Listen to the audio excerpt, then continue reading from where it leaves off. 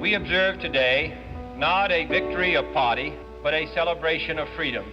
That gift of freedom is actually the birthright of all humanity. As we peer into society's future, I can conceive of a national destiny which meets the responsibilities of today and measures up to the possibilities of tomorrow. Now, what does all of this mean in this great period of history? It means that we've got to stay together.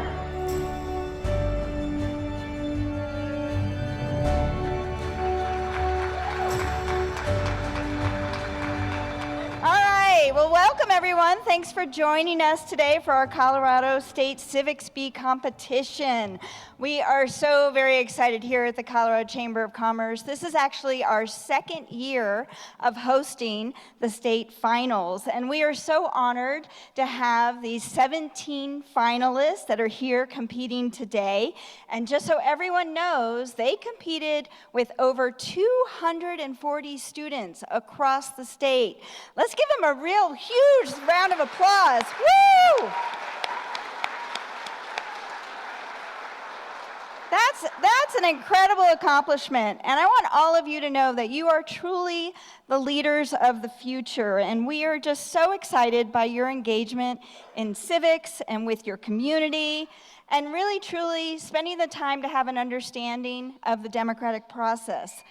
And we just think that you have earned amazing bragging rights to all of your friends, so really pat yourselves on the back for this huge, huge accomplishment.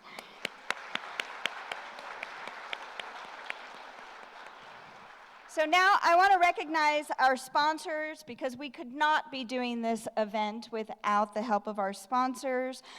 First, our presenting sponsor is Kinder Morgan. Let's give a shout out to Alan Four. Our technology sponsor is Chevron Corporation, Chad Calvert. He's the one that helped you get those tablets that you're going to be using today. Woo! Our civics champion is Climax Molybdenum, and David Rivera, who has been a huge supporter of this event for many years. And kids, I want you to say Climax Molybdenum at least 5 times, and I guarantee you're not going to get it right. It took me 2 years to do it. Our civics advocate is PCL Construction and Pac West Strategies. I know I saw Brian Prater. Brian, give us a shout out. All right. Our national sponsor is the U.S. Chamber Foundation, and our founding partner is the Daniels Fund and the team from the Daniels Fund.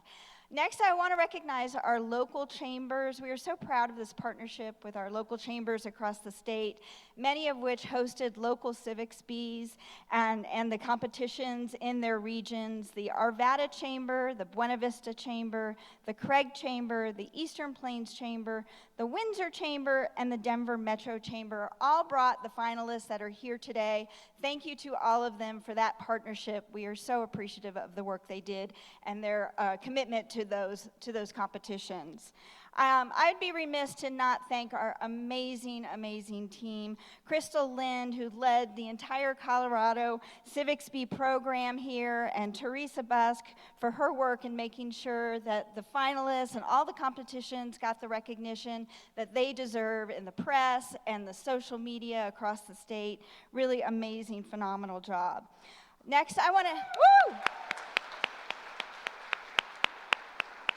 All right, now I want to introduce our panel of judges who have a very important job today. No stress, guys, all right? So Alan Four, who's our VP of Public Affairs at Kinder Morgan, Chad Calvert, our Manager of Rockies Government Affairs at Chevron Corporation, John Suthers, former mayor of Colorado Springs and board chair of the Daniels Fund. Those are our judges, so give them a round of applause. And we'll have more dignitaries here to speak. The Attorney General, Phil Weiser, will be joining us, and we'll hear from Hannah Scandera, CEO of the Daniels Fund, very shortly. So we are going to go ahead and get started. So all of you audience members, you don't get to just sit and watch. You actually have to participate. So we're going to need you to log on to compete alongside the finalists today so we can find out whether you are smarter than a Colorado middle schooler. So please log in. I know Crystal's got, there we go, we got the code up here. So go ahead and log in. And now I want to introduce our famous MC, Kyle Clark. I know many of you know Kyle from 9 News. He has been there for over 17 years. Wow, Kyle, that's a long time. He anchors Next with Kyle Clark and 9 News every weeknight. And no surprise, his reporting is nationally recognized, and we are very honored for him to be our MC here today. Kyle, come on up and start. Let's get this party started. Woo! Hello, everybody. Thank you for being here. What a beautiful day and what a beautiful place in our city to gather and to celebrate your hard work and achievement that has brought you to this place. In just a moment, I'm going to introduce our 17 finalists, but while you're still sitting with your families and those who have come to support you, I want to take a moment to allow all 17 of our finalists to turn and thank their parents, their community members, everybody who has helped them get to this place. There's some sweet hugs. Thank you all for being here and allowing them to achieve their dream of being able to participate in this competition and allow me to achieve my dream, finally, of hosting a televised game show, or so I have told myself this will be. Let's introduce our 17 finalists and learn a little bit more about them. First, Simon Allen from Darren Patterson Christian Academy in Buena Vista. Simon, come on up, find your name, find your seat. Penelope Baxa from Denver Green School Northfield in Denver. Penelope. Abigail Dart from Colorado Early Colleges, Fort Collins Middle School in Fort Collins. Abigail's folks brought signs. I love that. Joseph Drexler, also from Darren Patterson Christian Academy in Buena Vista. My man's got a blazer on. Looks good. Gracie Fontenot, homeschooler from Craig. Welcome, Gracie.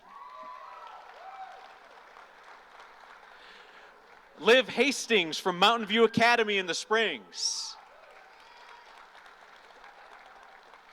Fatima Husseini from DSST Green Valley Ranch Mill School in Denver.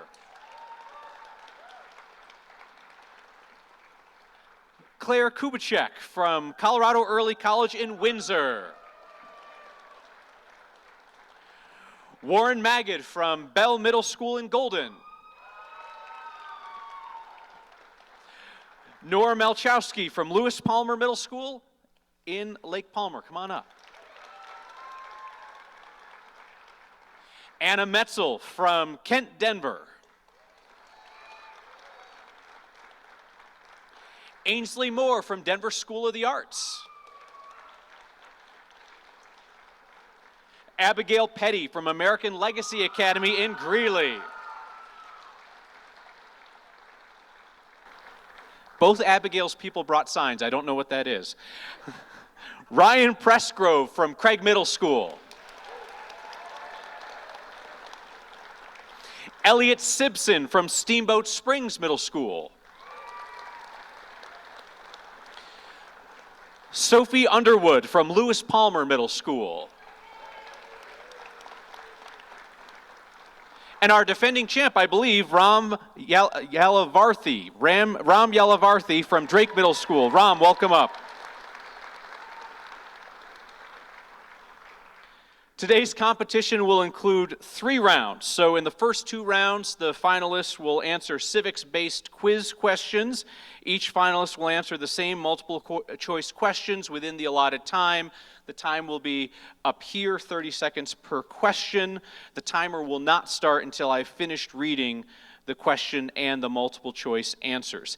Each correct answer is 1 point. Incorrect answers and answers not submitted before time runs out, 0 points. You do not lose points for an incorrect answer, so please do take your best guess and answer each question so you have a potential to get that 1 point.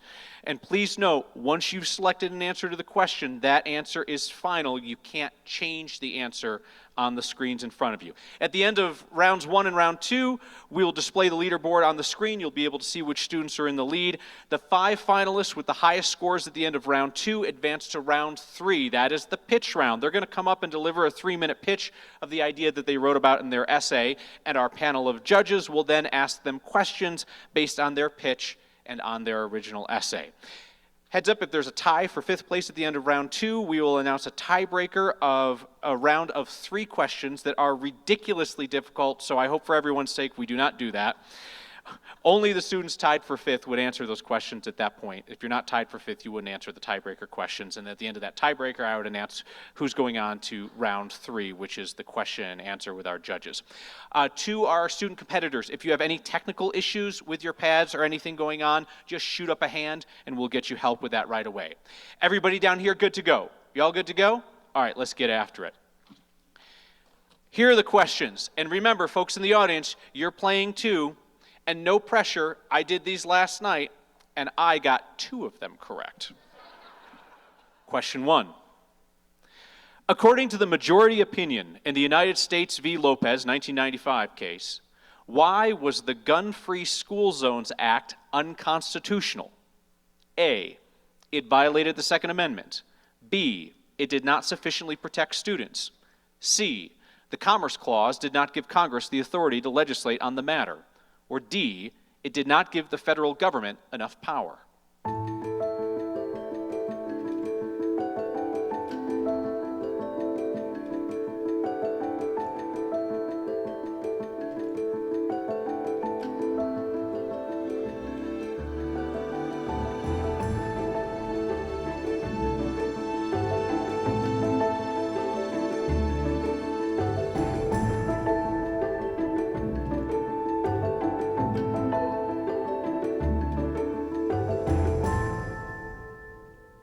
That's time.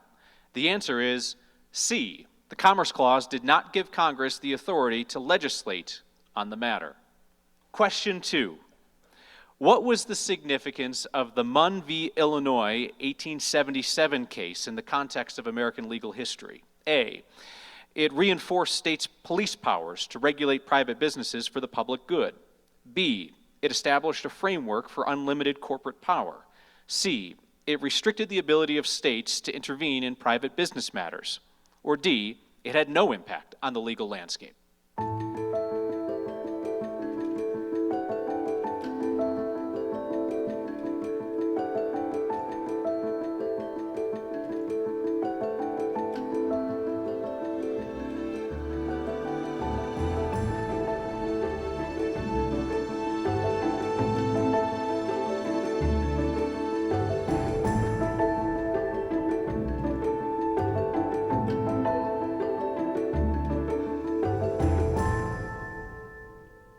That's time.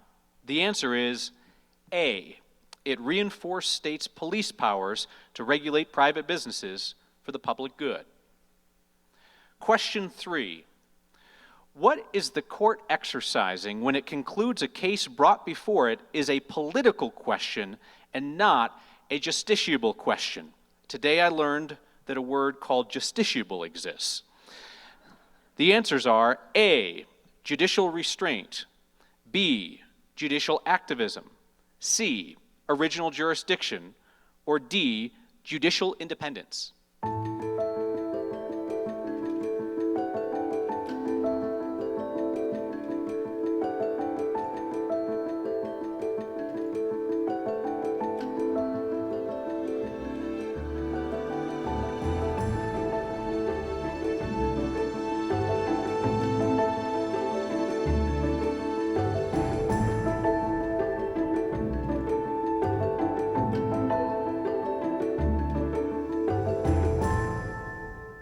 That's time.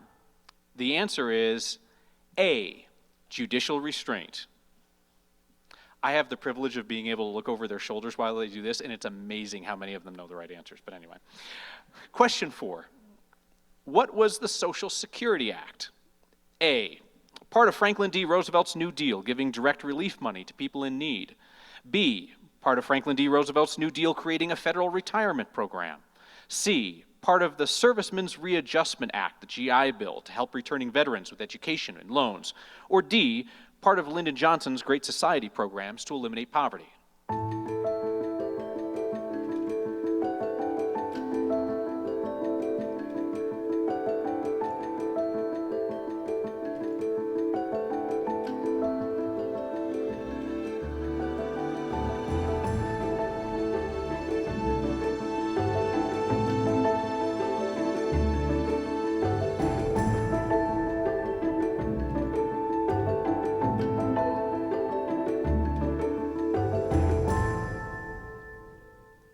That's time. And the answer is B, part of Franklin D. Roosevelt's New Deal, creating the Federal Retirement Program. Question 5. Which of the following best describes the purpose of a straw poll in the context of a political campaign? A, to accurately predict the election outcome. B, to gauge public opinion or support for candidates or their proposed policies. C, to determine the winner of the election. Or D, to prevent people from voting in the actual election.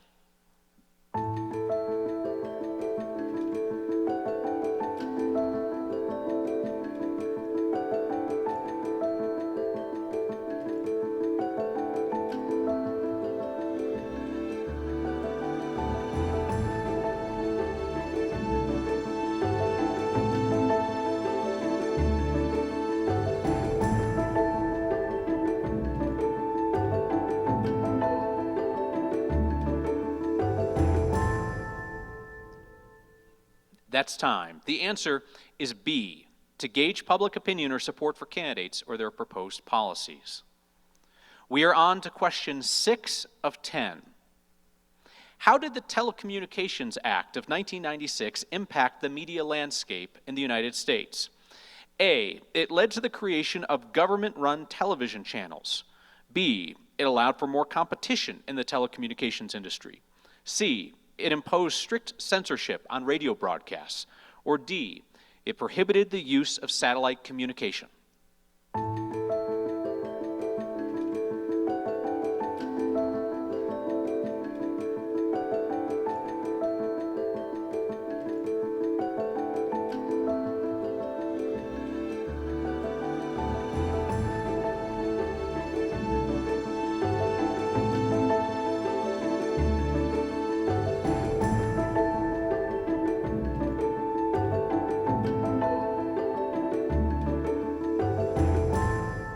That's time. The answer is B. It allowed for more competition in the telecommunications industry. They're doing great. How are all of you hanging in? You guys are good? Okay. All right. Hang in there if you don't know the answers. They're all fine. I'm worried about you. Question 7. How did the Embargo Act of 1807 affect port cities in the United States? A, they increased trade with non-European countries, offsetting losses. B, they saw a decline in trade and suffered an economic downturn. C, they became hubs of international commerce.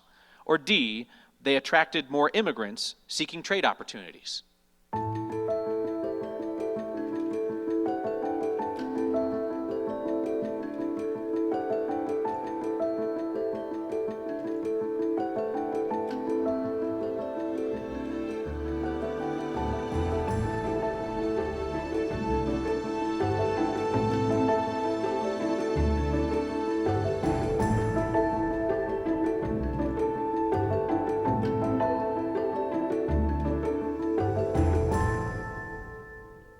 That's time. The answer is B. They saw a decline in trade and suffered an economic downturn. To question 8. Charles Schenck was convicted of obstructing the draft under the Espionage Act of 1917 for distributing leaflets that claimed conscription violated which amendment? A, the First Amendment. B, the Eighth Amendment. C, the 13th Amendment. Or D, the 14th Amendment.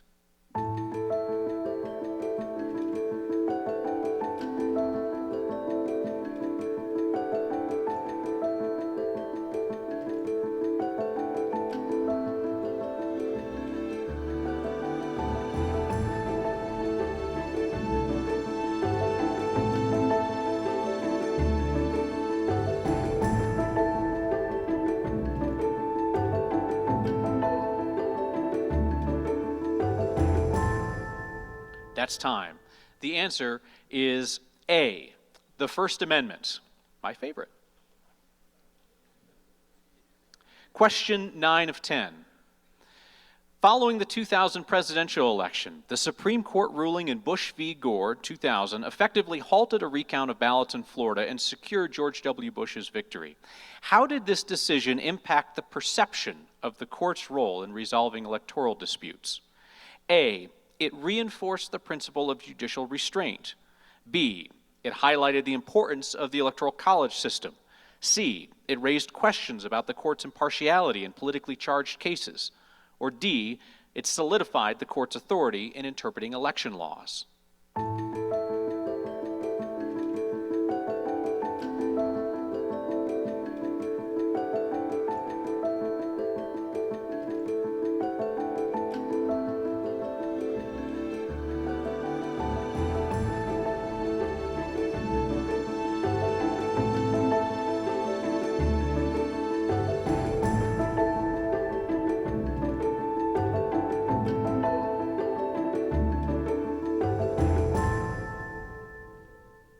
That's time.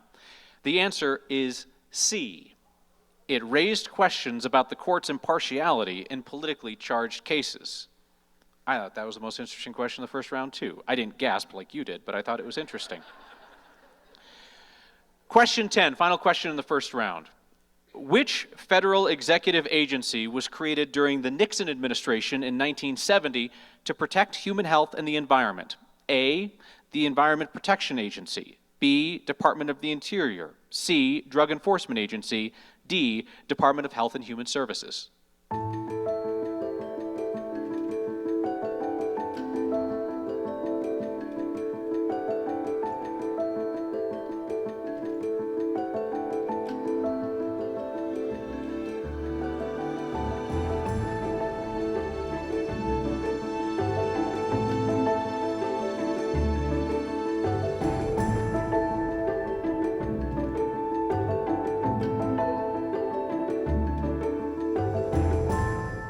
That's time. The answer is A, the Environmental Protection Agency. We're going to take a look at the leaderboard after round one. Reminder, we've got one more round of questions coming up. Top 5 will advance to the question and answer round with the judges regarding their essay. So right now, we have 5 participants with 8 points apiece. 5 participants will advance to the next round. Everybody else, you could be like those Nugs. You could be down 0-2 and come roaring back, all right? So stay in there. Question 11. Which of the following could be accomplished using a referendum under the Constitution? A, amending the U.S. Constitution. B, declaring war on another country. C, ratifying a treaty with a foreign nation. Or D, legalizing the use of recreational marijuana in a specific state.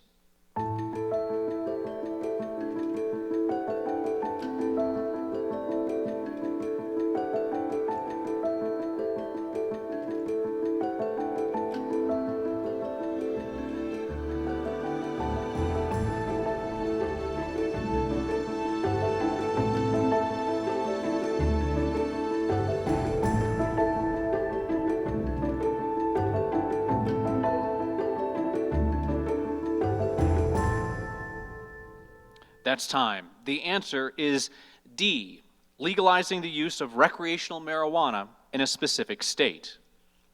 Question 12.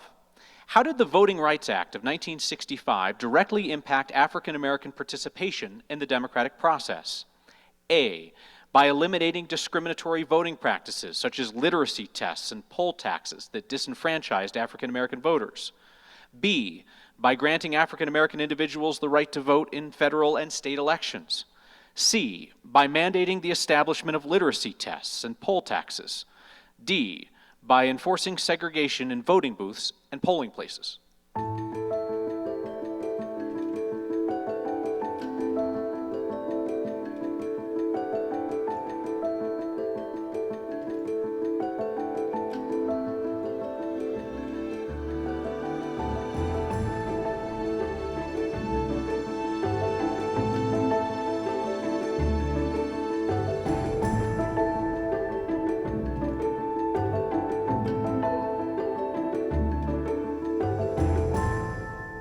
That's time. The answer is A, by eliminating discriminatory voting practices such as literacy tests and poll taxes that disenfranchised African American voters. Question 13. What effect did the Judiciary Act of 1801 have on the federal court system?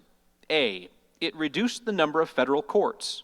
B, it established new federal circuit courts. C, it removed the power of judicial review from the Supreme Court. Or D, it allowed state governors to appoint federal judges.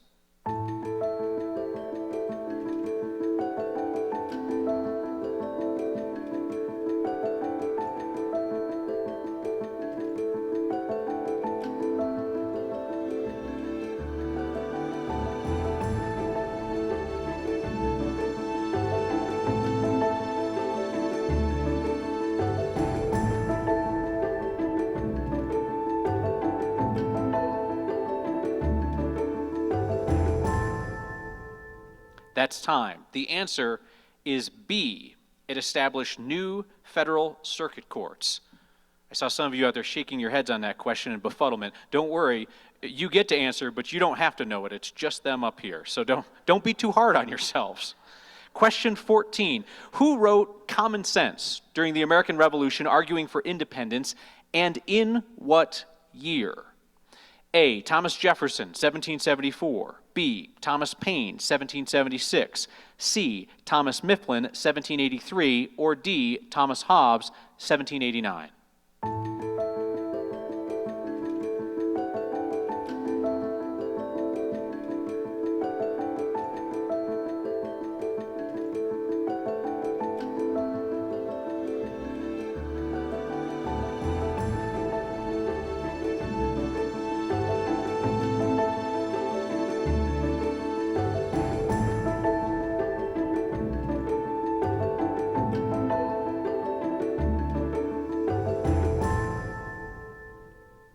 That's time. The answer is B, Thomas Paine, 1776.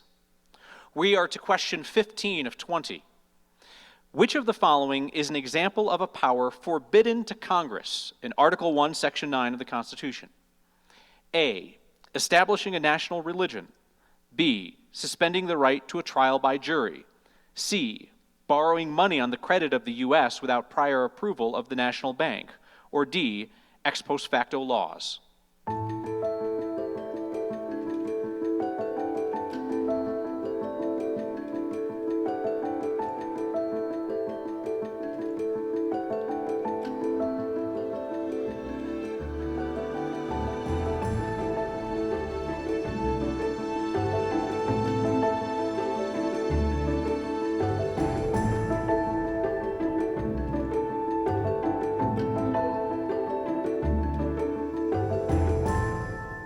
That's time. The answer is D, ex post facto laws.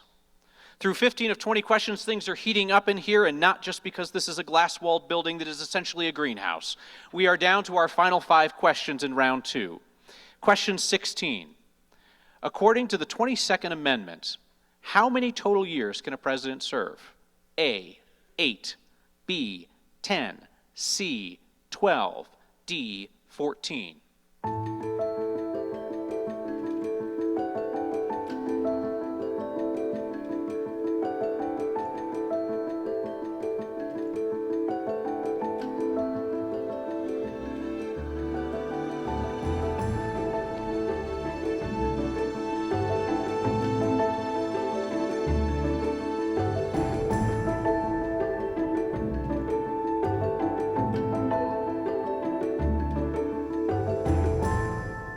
That's time. The answer is B, 10. For real, I said, as I Googled that answer last night, but it is 10. Question 17. Who has the constitutional authority to establish a uniform rule of naturalization to grant citizenship in Article 1, Section 8? A, the President. B, the Supreme Court. C, Congress. Or D, the states.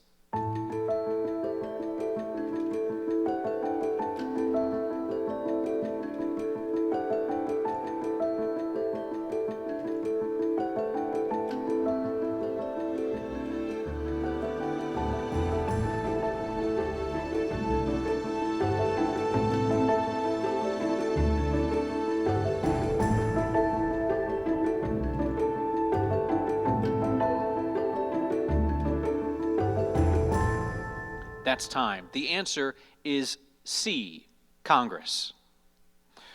Question 18. Where would you find the following text in the U.S. Constitution?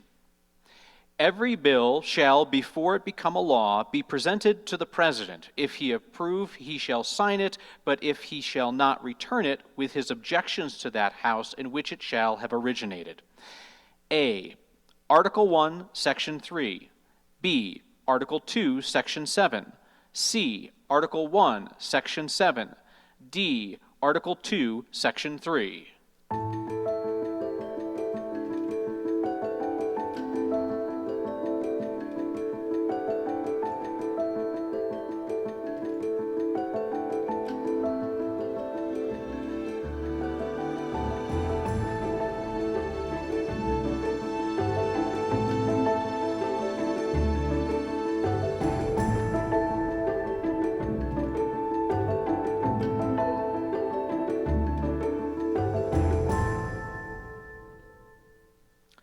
That's time. The answer is C, Article 1, Section 7.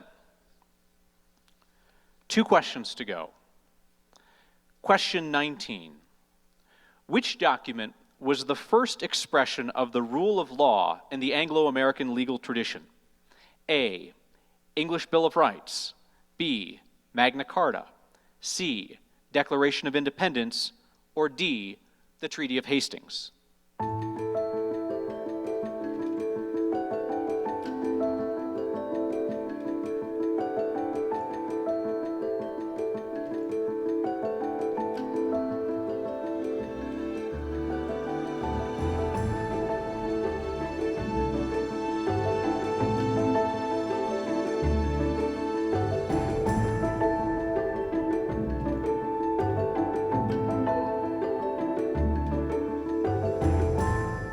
That's time. The answer is B, the Magna Carta. Our final question. This one could be my favorite.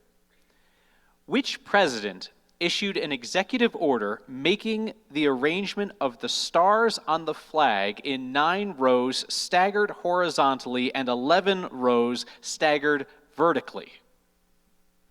For real? A, President Truman. B, President Eisenhower. C, President Nixon. D, President Clinton.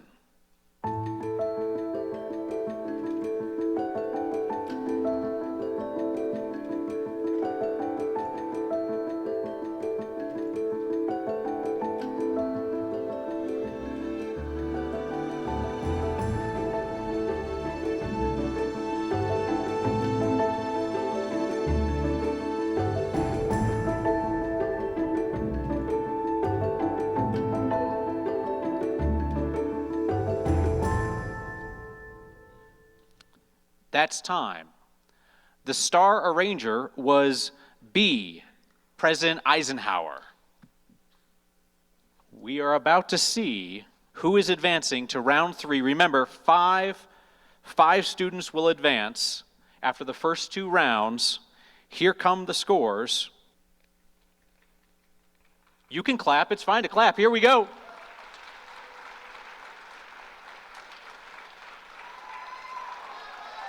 There it is, advancing to round 3, Ryan, Joseph, Anna, Elliot, and Ram.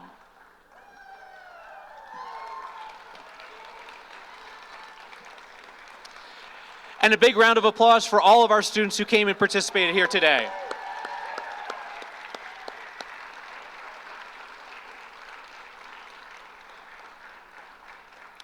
The best news is no tiebreaker, because those questions were brutal. As our top 5 finalists prepared their note cards, if I confiscated them from you earlier, you may come and get them. You can also come get your pocket constitution. As the top 5 finalists prepare their note cards for the Q&A on their essays with our judges, I invite you to give a warm welcome to our first speaker here today, Attorney General Phil Weiser.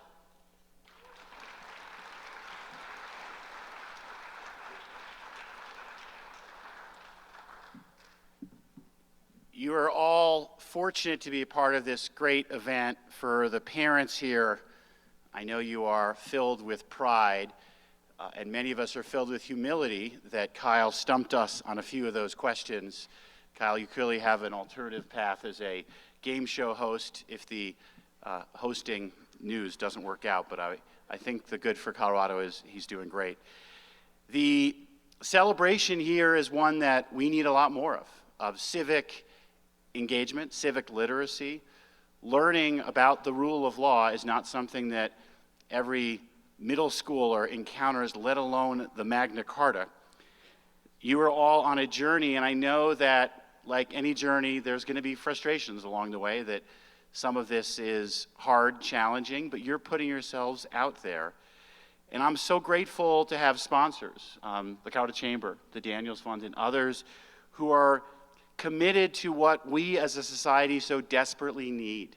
When Bill Daniels set up the Daniels Fund, he did so because he believed in trust in institutions that had to be earned. He believed that we as a society do our best work when we support one another. And he believed for a well-functioning economy, people needed to understand concepts like the rule of law. Learning about how our government works and about the freedoms that some of us take for granted makes us stronger. It's critical to what we in Colorado prize, and it's critical to our democratic republic. I recognize we're living at a time of escalating temperatures and overheated rhetoric, something one of your special guests here, John Suthers, and I wrote about in the Denver Post. For young people, the risks of social media are very much on my mind, risks to our democratic republic, to our mental health. Social media will feed misinformation, will encourage demonization, and will amplify fears and even anger and demonization of others. These forces are eroding our institutions. They're undermining this concept of the rule of law, and they're pulling apart our bonds of community, bonds that our democratic society needs. To reflect on this, I want to go to a philosopher that many of your parents and I grew up with. His name is Fred Rogers. Exactly. You know, the kids here are like, Fred who? And Fred is in a movie with Tom Junod, who's a journalist. I strongly recommend it. I think it's called It's a Wonderful Day in the Neighborhood. And Tom Junod describes Fred Rogers' vision of how the public square, how government, how democracy works. He says as follows: Fred was a man with vision, and his vision was of the public square, a place full of strangers, transformed by love and kindness into something like a neighborhood. That vision depended on civility, on strangers feeling welcome in the public square, and so civility itself could not be debatable. It couldn't be the subject of politics, but rather had to be the basis of politics, along with everything else worthwhile. This is the spirit that we can model as citizens, defining how we show up as with respect and decency for others, and a genuine commitment and interest in understanding others who see the world differently from us. That's a chance to learn. By acting with empathy and kindness, we can be stabilizing forces in our communities. By listening to others and seeking to learn and search for collaborative solutions, we can help heal what ails our democratic republic. And we do that every day when we resist pressures to demonize others for what they believe, or even worse, who they are. A challenge for all of us is to strengthen this ability to listen and learn from others and to see everyone's humanity, especially when we disagree with one another. Thank you all for your commitment to this important work, to learning civic education, and good luck to you all.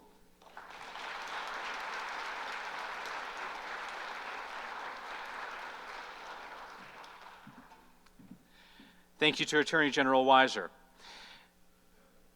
want to thank all the audience members who participated in the quiz, in the 20 questions. We're not going to put up your score because that's not the point. But we do want to congratulate Brian P., who is our highest scoring audience member. Brian P., give a wave. Where are you? Brian P., where's Brian P.? There's Brian P. Come on up and get your tablet, Brian P. You won a prize. Come on up, come on up. Right over here, waiting for you. Congratulations.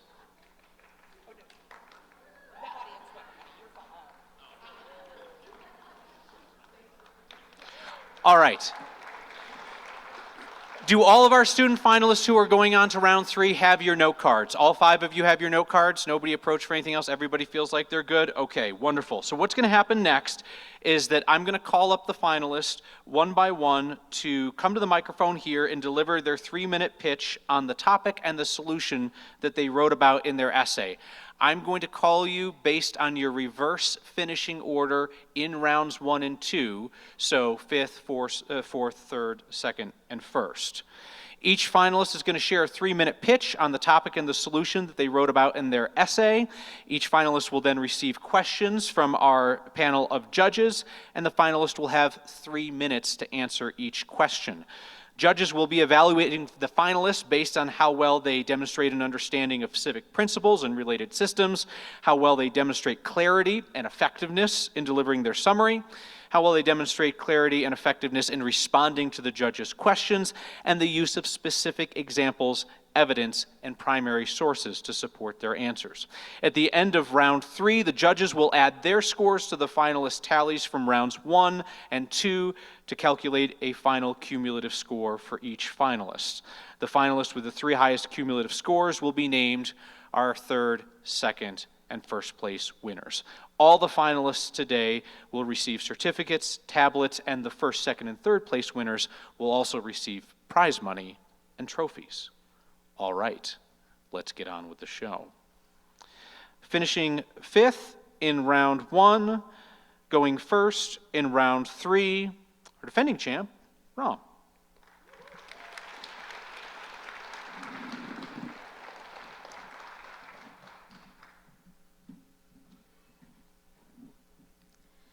Let's say your phone rings and you hear, "This is Chase Bank calling you because we've noticed fraudulent activity on your debit card.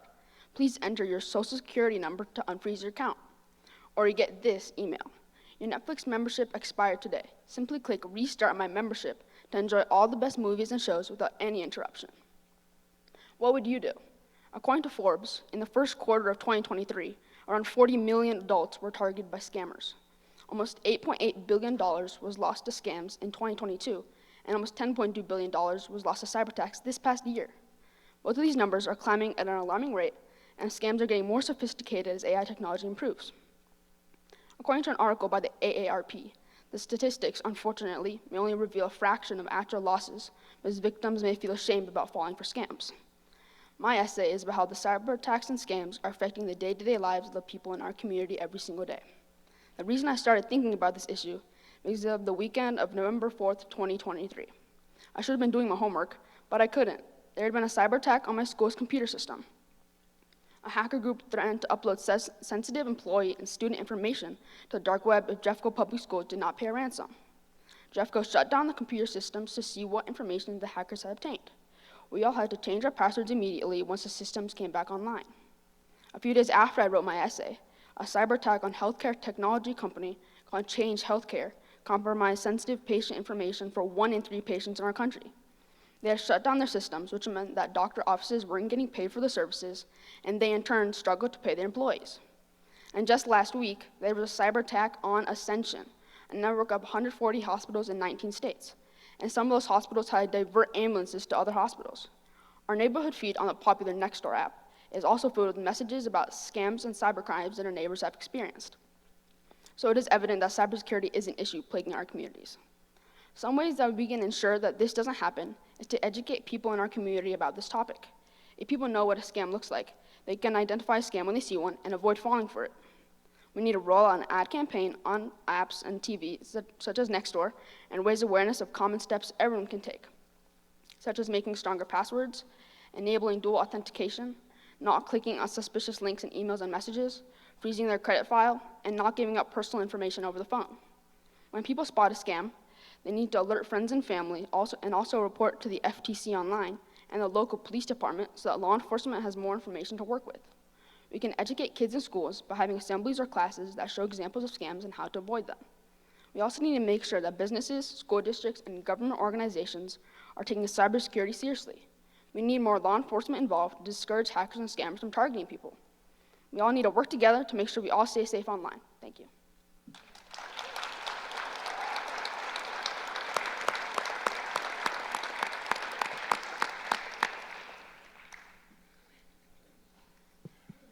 Thank you, Ram. First, I have to say that was a very humbling experience with the multiple choice exam, and you guys are so impressive. Thank you for doing what you're doing here today. Ram, this is a really fascinating topic that you've brought up, and I am curious to know, I'm going to ask you a question about federalism. You talk about educating folks, you talk about law enforcement, you talk about other aspects of cybersecurity. Can you tell us where you think the right places would be for law enforcement to be effective? Is it a federal issue? Is this a state issue? And in some cases, is it a local issue for government to address? So it could be a local, state, or federal issue, because law enforcement needs the right technology to fight back scammers, because technology can only be technology. And we make sure that law enforcement has the right tools. So it could be local if there's like major cyber crimes happening in one community, or it could be statewide if there's multiple happening in one state. And we need to make sure that law enforcement has the right tools, because we're all dependent on technology for school, work, shopping, finances, and entertainment in our everyday lives. And people are getting technology way sooner, like kids are getting phones in elementary school. So we need to make sure that law enforcement has the right tools, so it could be a federal, state, or local issue based on the circumstances. Thank you. Ram, having served as State Attorney General, I'm all for greater public education about cyber scams. Where should the resources come from primarily for the type of education campaign you're talking about? For example, a TV campaign, for instance. So we need government funding to make sure that's possible. And legislators themselves can make sure they pass legislation to fund these programs, because this is a big issue right now, because over 40 million people were targeted in the first quarter of 2023 alone. And we need to make sure this stops before scammers get more bolder and more chivalrous as AI technology improves. So we need to make sure that we stop this right now by passing legislation to fund these ads or even classes in schools to make sure kids know what scams look like, and they can use that later in life when they get more technology for more important things like finances or health information. Thank you. Ram, congratulations on being a finalist. Do you have a concern with increased regulation, that it may go too far, and that there may be legitimate businesses or enterprises that are trying to communicate with potential customers that would be impacted adversely? So there could be some concerns, but companies themselves also need to make sure that they tell their customers like why they're going to call them and what they're not going to ask them. So they know if it's a real company or if it's a scammer. Like your bank will never ask for your social security number unless it's like a very big issue. So then we make sure that companies communicate with their employees and clients, telling them what they're going to ask them and what they're never going to ask them, so they can identify if it's either a scam or cyber attack or the actual company asking them information. Thank you.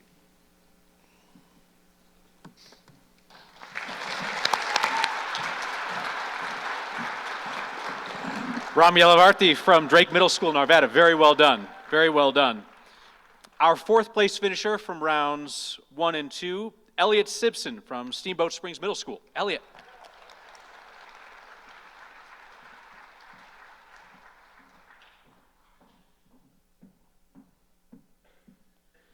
I believe and have come up with a solution for students to be able to choose their own books for academic purposes.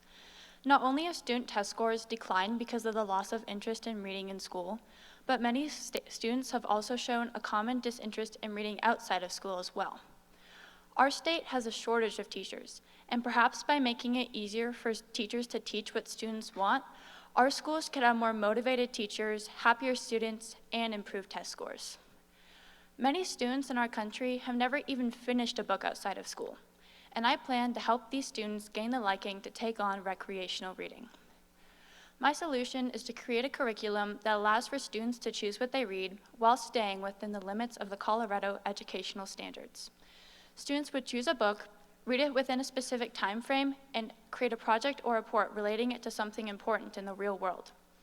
Reading books you enjoy can help improve mental health, widen vocabulary, and many more benefits. Teachers would also be showing the idea of consent of the governed when applying this curriculum. This would help teach students about the government, their role in it, and their social and political rights. Students feel empowered when they have a vote in their learning, just like when citizens have a vote in their government. This could help solve the problem of decreased voters as well. Students and teachers can also demonstrate the civic value of respect when applying this curriculum. Teachers can show respect by honoring their students' interests and choices and staying within the limits of the curriculum.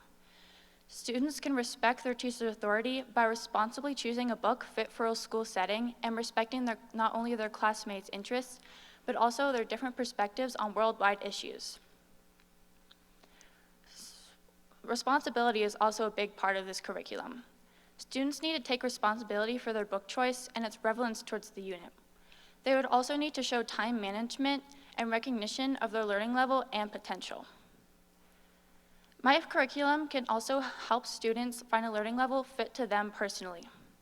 Many students struggle with the complexity of school-chosen books and require extra help outside the classroom. My curriculum allows for students to discover new interests by exploring new genres and authors and finding these interests at a level easier for them to read and comprehend. Schools can use books already in their libraries for a more cost-effective way to perform this curriculum. This curriculum will ideally be free for all teachers to use, so more schools can have the opportunity to empower and teach their students with it.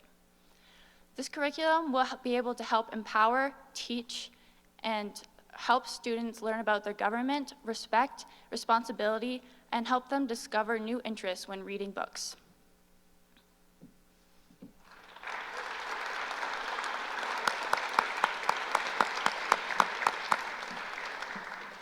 Thank you, Elliot. That was impressive. I also get to ask the first question on this round. And it's also a federalism question because education presents a lot of questions around where is the right decision-making body to be to make decisions about what children should be learning in their school.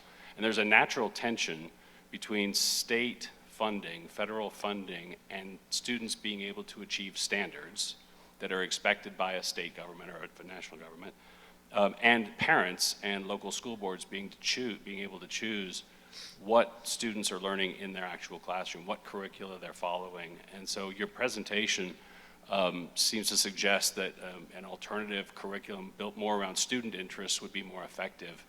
Can you kind of elaborate for me how that kind of a curriculum could be adopted in a school district and still achieve those standards that a state may expect the students to achieve?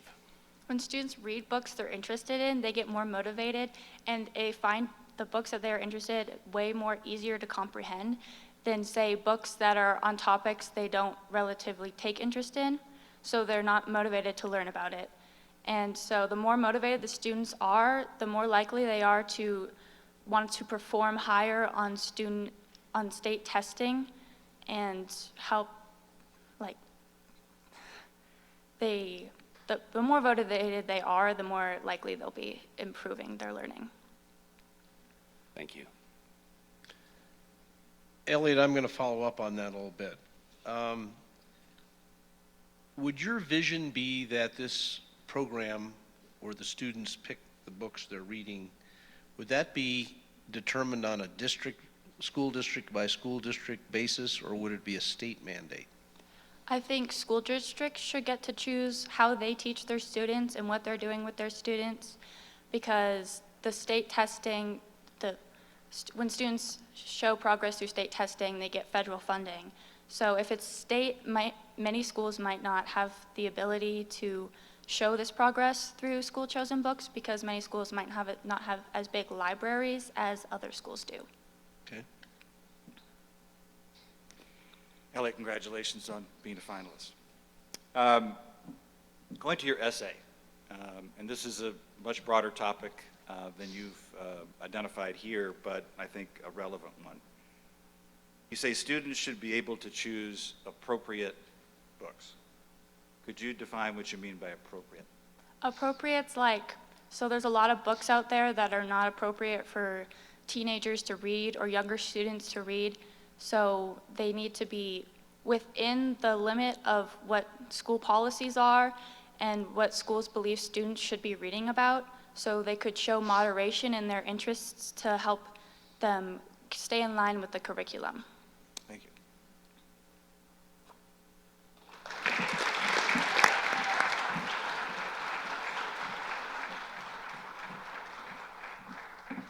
Elliot Simpson from Steamboat Springs Middle School. So you may be wondering to yourself, what are these 5 chairs up here for? And you might also be wondering to yourself, why wasn't a trained journalist more curious about why there are 5 empty chairs on the stage?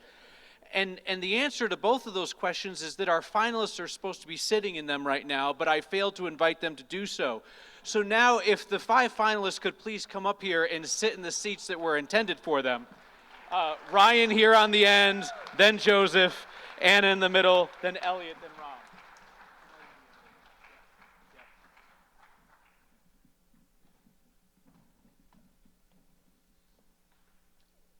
Honestly, not bad for my first televised game show, I'm just saying.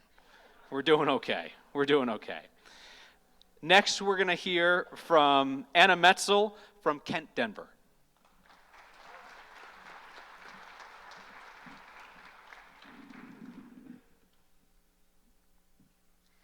The urgency of homelessness is increasing exponentially. The growth in Denver's homeless population has outpaced that of the regular population by 53% in the last 7 years. We have the 5th largest homeless population out of every city in America. To solve homelessness, the Denver City Council must establish the Homelessness Prevention and Rehabilitation Agency, otherwise known as the HPRA. The HPRA will first use its rulemaking powers to prohibit street camping across Denver.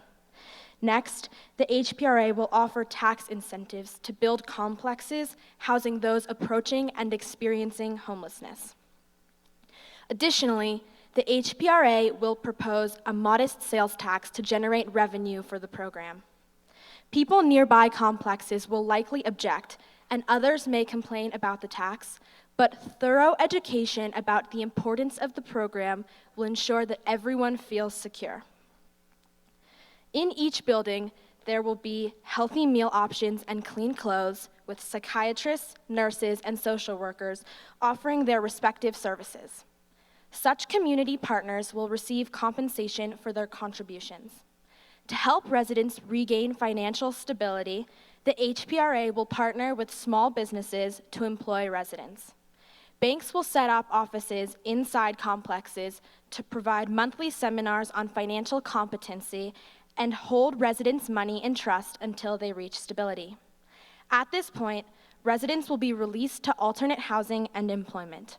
For one following year, they will engage in monthly check-ins with HPRA workers to monitor progress. If successful in Denver, this program should be replicated throughout Colorado and beyond. In April, the Supreme Court heard oral arguments in a case called Johnson versus Grants Pass. At issue is whether being involuntarily homeless violates the 8th Amendment. We define involuntary homelessness as being without enough beds for each homeless person. If there are enough beds and people are still homeless, then the government can act.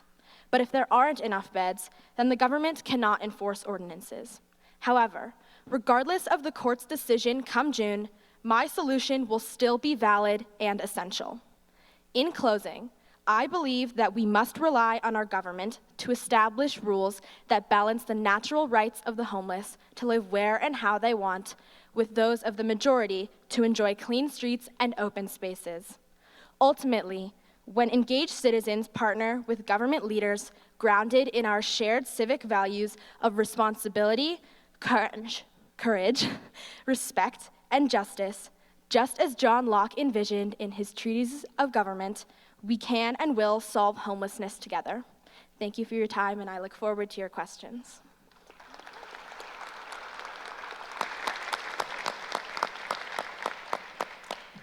Thank you, Anna, and congratulations on being a finalist. Homelessness, obviously, an issue that many public officials have been trying to tackle for many years, including here in Denver. You've identified, to your credit, a number of specific proposals that you would seek implementation of to help solve this issue, help solve the homelessness issue. If you have to pick one, because incremental change is likely, you won't be able to do them all at once. If you could pick one of the items you've identified, which would it be as the key potential solution to the homelessness issue? I think that the housing complexes should be the main source of reintegration, but if I had to pick one inside of the housing complexes, I think that it would be the bank offices, because without financial competency and stability and independence, then the homeless people cannot effectively survive back in society when they do have homes and stable employment.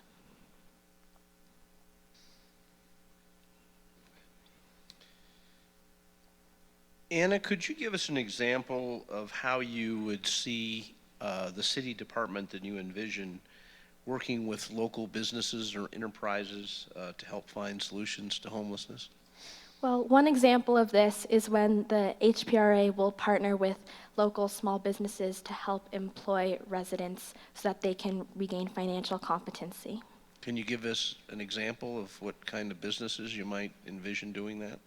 Like small cafes or coffee shops or maybe chain restaurants, not big corporations, but small local things. Thank you. That was fantastic, Anna. Thank you. Because constitutional law was my very favorite class in law school, I'm going to ask you a question about inalienable rights. And you talked a little bit about it. I think it's something we struggle with as a society, clearly something the Supreme Court's been asked to opine on. Do people have a right to camp in public spaces, in national forests, on federal lands, state lands, notwithstanding private lands? Do people have a right to do that? And if so, or if not, where does that right stop in your mind? At what point do they need to come off of the public land, come off of the park, wherever they are, and find a place, a shelter that's not camping in a tent? This is a tough question, clearly something that America is struggling with. So, I think that there's always a balance, because if people do not have anywhere else to go, then they need to have somewhere to stay, whether it be a tent. But I think that there has to be a balance between the rights of the homeless to have a place to lay their head and to sleep, even if it is on the ground. Also balancing that against the rights of the majority to enjoy the clean streets and open spaces and national parks, like you said.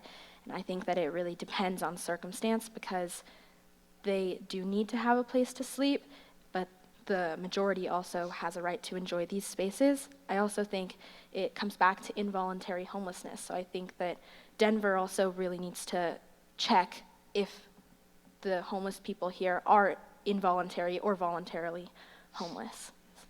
thank you.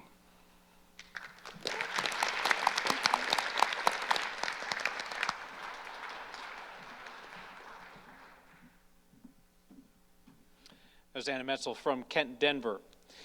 Placing second in the first two rounds and correcting the scoring display error earlier, Joseph Drexler from Darren Patterson Christian Academy in Buena Vista.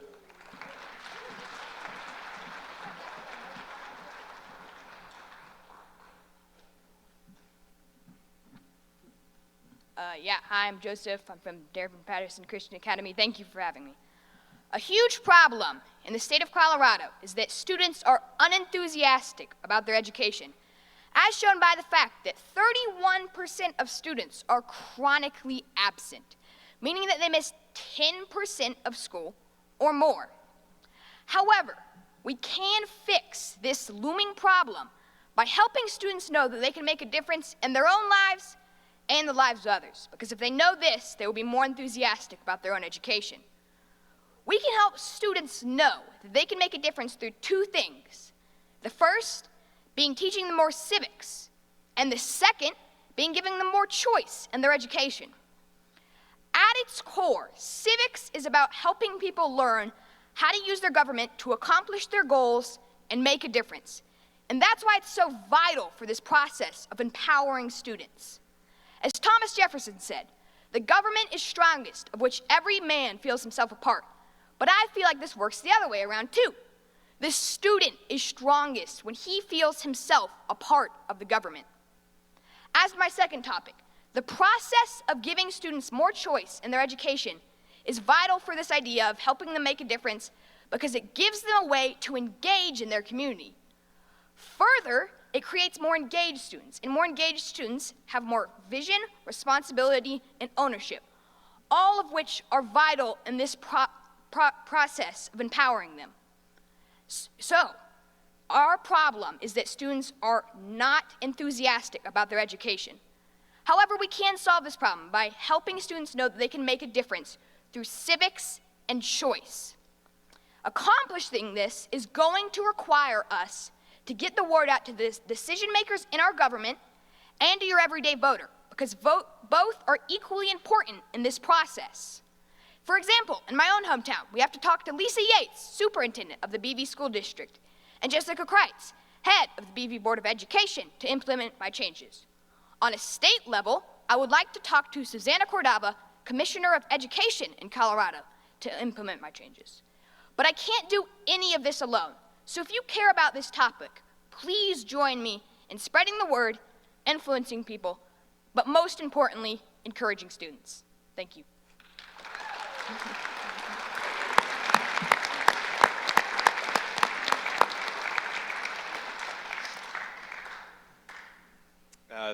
Congratulations, Joseph, on being a finalist. And if enthusiasm were the only thing, we'd certainly solve this problem with you.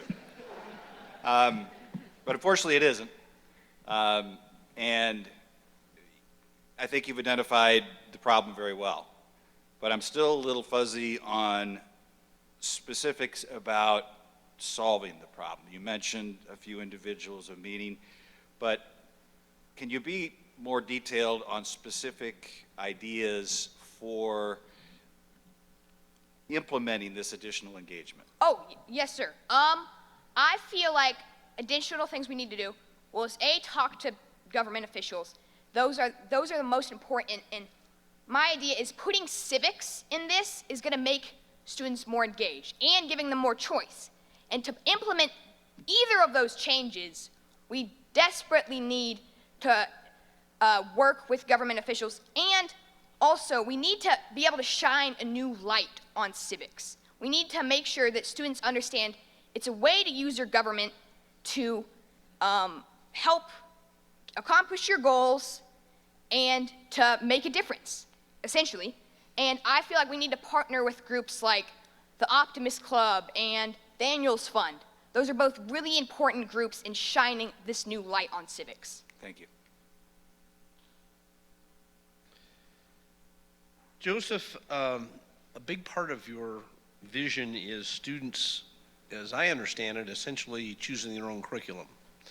Are there any constraints on that? Are there going to be any required courses? Yes, sir. I talked to Lisa Yates about this, and she believed that giving students too much choice is overwhelming and not a good thing. And I feel like we still need to have required courses. We still need to take math, language, history. But I feel like we need to have the ability for students to choose. Really, we need to pinpoint the things that we're going to give them choice on. We need to pinpoint, we're going to give them choice on the things that, they're going to want the most choice on, and B, the ones that have proven to help the most. I feel like both those things are very important in giving them choice, but we're not just going to be giving them choice on everything. Thank you. Yep. Since Mr. Attorney General and Mr. Mayor stole my question, I'm going to ask you a variation on it. You mentioned choice often, and I think we are very fortunate in Colorado to have a pretty progressive educational choice system. Do you think that we should be going further and allowing even more variety of educational opportunities for kids? And if so, how do you ensure that those kids are still getting the education to meet the standards? And I'm thinking, like, I know schools where kids focus on music, or they focus on sports, or they focus on other things that are of interest to them, but how do you ensure that they get the same educational opportunities? Yes, sir, I do believe we need to be going further. And I feel like the way that we can really help, we can follow in the example of states that have partially already done this. Florida, Illinois, and I think Massachusetts have already started doing this. They've already implemented civics as one of the main topics in their schools, and they've also given students more choice in their schools. And I feel like if we really follow, not perfectly, but we look to them and see what they have done and help follow in that example, and at the same time create our own example, I feel like that would be very necessary and very useful. Well done, thank you. Yeah, thank you.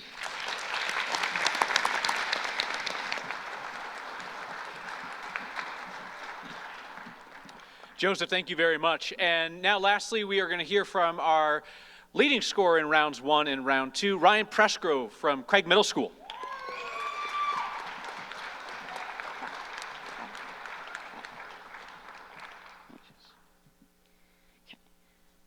Hello, I'm Ryan Pressgrove.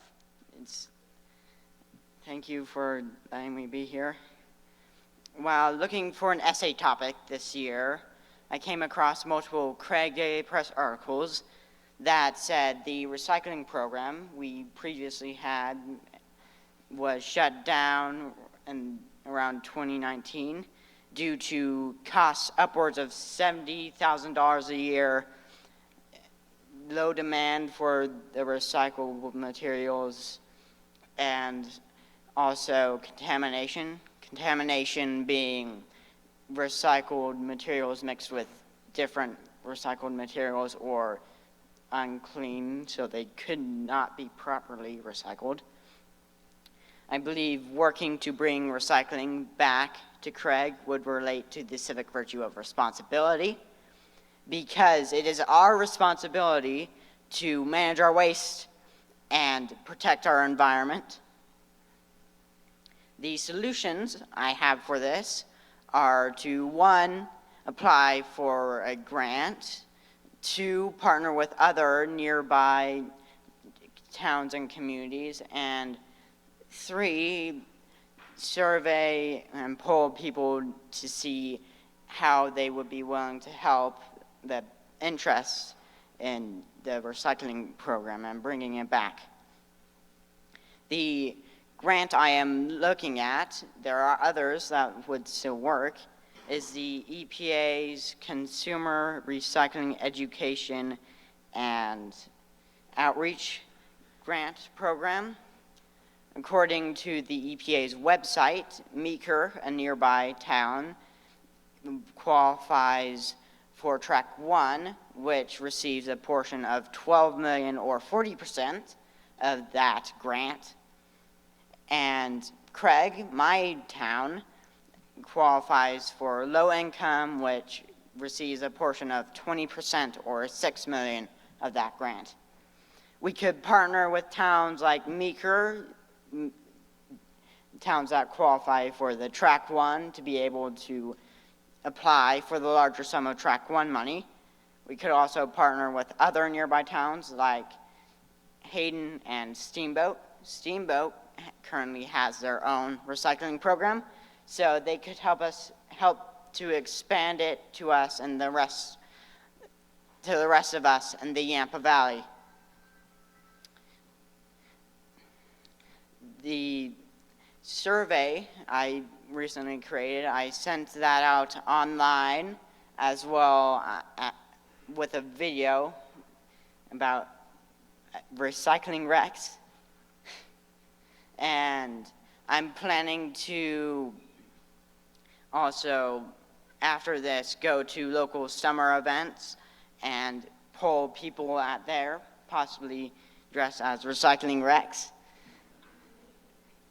And some of the survey questions I put in there were whether or not people will be willing to pay or volunteer to bring back the recycling program. And all of these solutions would work even better together to bring back recycling to the Yampa Valley and other areas. That is all.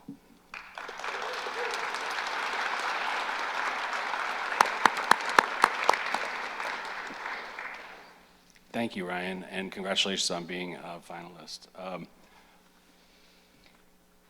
I have a consent to be governed question for you, but I really appreciate you outlining some of the civic virtues that you're responding to. Oftentimes, and I think you've hit the nail on the head, that one of the hardest things is marrying up what we think are public good, public benefits, with a public willingness to pay for them, right? And I was going to ask you how you think you might build that kind of momentum in the community to create people who are willing to pay for this public good.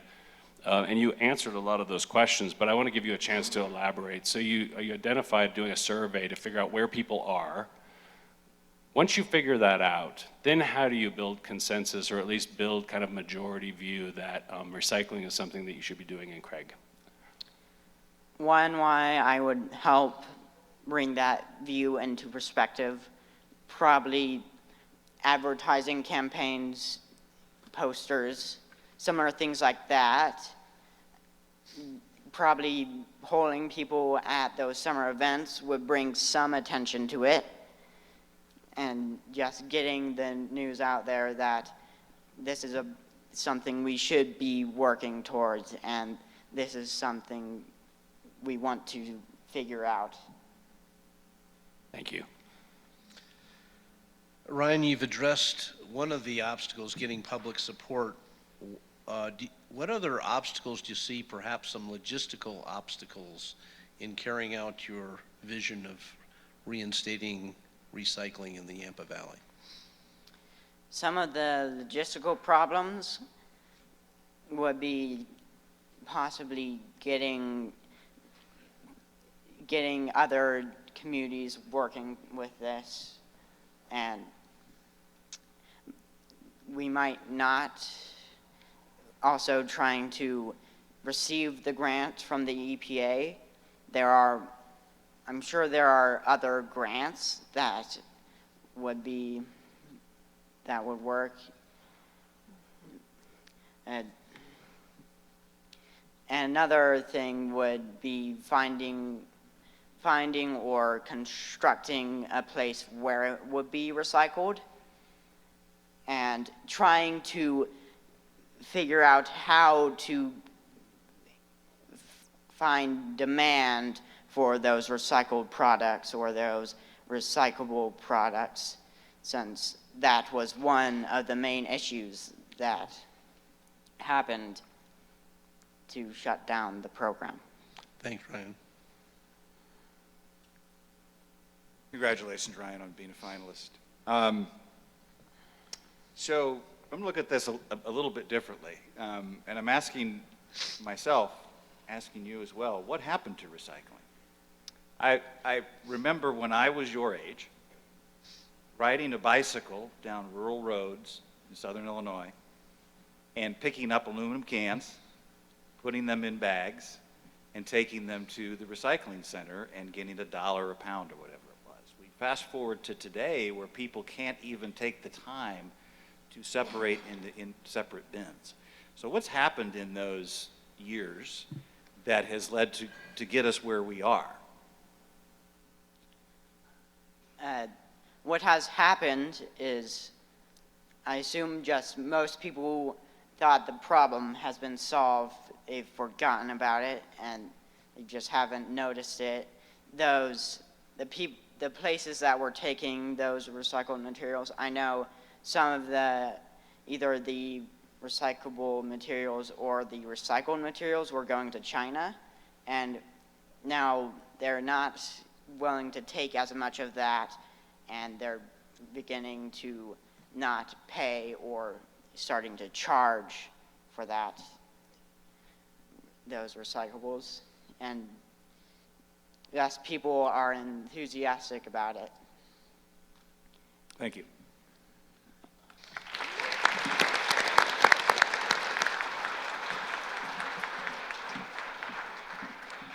This is Ryan Pressgrove from Craig Middle School. So now, what we're going to do for round 4 is each of you will serve as governor for a period of 1 week.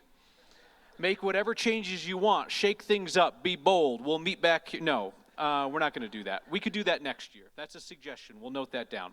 What's going to happen now is that the judges are going to tabulate their scores and combine them with the scores from round 1 and round 2 to come up with our winner. So while they do that, one more big hand for our finalists and their work.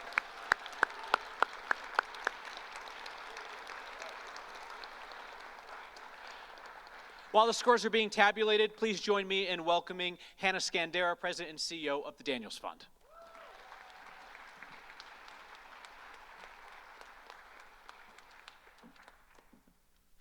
All I can say is wow. I don't know about you, but I'm pretty inspired by this group of young people. And then I have to ask, for those of you who participated in the audience, did anyone get all of them right? If you said yes, I'd know you'd be lying because I saw the tabulation, so neither did I. But I'll ask an easier question. Who of you without your phone could name 50 states in less than 60 seconds? We've got one participant? 2? I bet we have more than 2, but we'll take the 2. Well done. I just want to say to each one of you students here today, your passion, your drive, and knowledge are incredibly impressive. So well done. Just incredible. I also want to extend my heartfelt thanks to the Colorado Chamber of Commerce for hosting this remarkable event. The Daniels Fund is thrilled to partner with you. And we also want to thank our friends at 9 News for stepping up to show the world how smart Colorado students are. We look forward to watching their coverage of today's event. I have to tell you the Daniels Fund launched the, yes, we'll do it.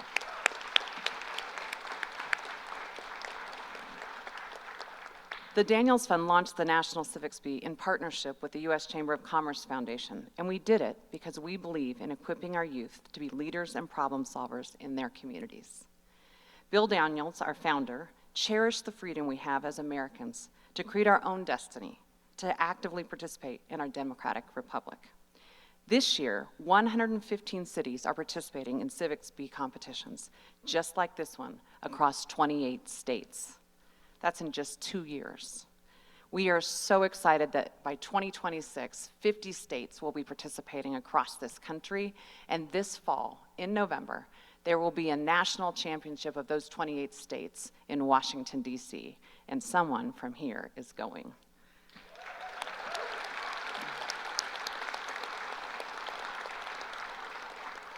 We've now witnessed these students demonstrate their impressive knowledge of civics, but why is this information so important?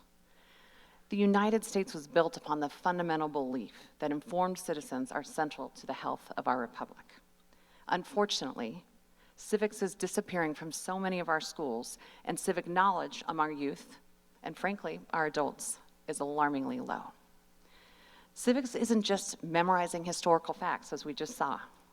Civics is about equipping our youth with a solid foundation and sparking a passion to shape our future and protect our democracy. It's about understanding that we have so much more in common as Americans than it may sometimes feel. And today is a reminder of that. It is awe-inspiring to watch each one of you, the next generation of leaders, eager to make your mark on this world. I'm sure we have future teachers, CEOs, and maybe even a future governor, a senator in Colorado among this group. I feel like I witnessed a few of those today. So as you think about and as you look at your journey and as it unfolds, remember that the future of our nation is up to you. You hold the power to shape the course of history, to positively impact American life. And if our future resembles the students we see here today, it promises to be bright. Congratulations, students.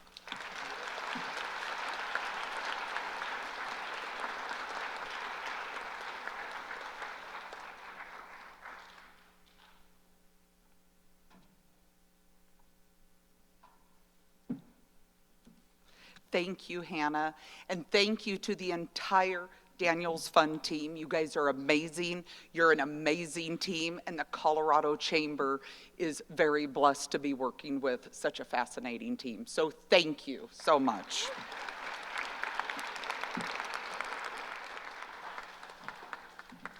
All right, here it is. Oh, there they are over there. Like big checks, and I cannot lie. All right, we've got 3 of them over there. A reminder that our first place finisher will advance to represent Colorado at the Nationals to compete for additional prizes there. If the checks are ready, here we go. Please join me in congratulating our 3rd place finisher, Ram Yalavarthi from Drake Middle School in Arvada.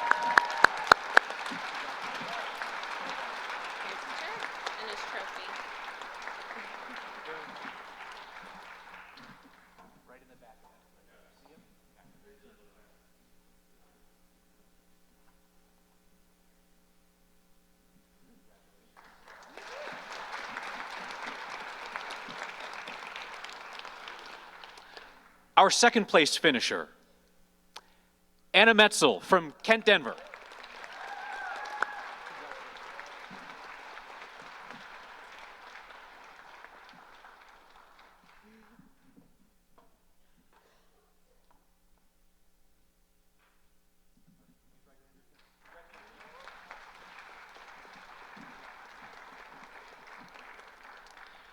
And here we are, the winner of the Colorado Civics Bee, advancing to nationals to represent our state, Joseph Drexler from Darren Peterson Christian Academy in Buena Vista. Congratulations, well done, well done. Here, step right to the left a little bit. There you go. Perfect, perfect.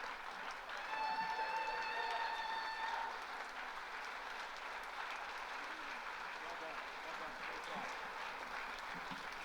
Can I get all the finalists to stand up, come to the front of the stage, and look right back there to Evan for one big picture while we all congratulate our finalists tonight.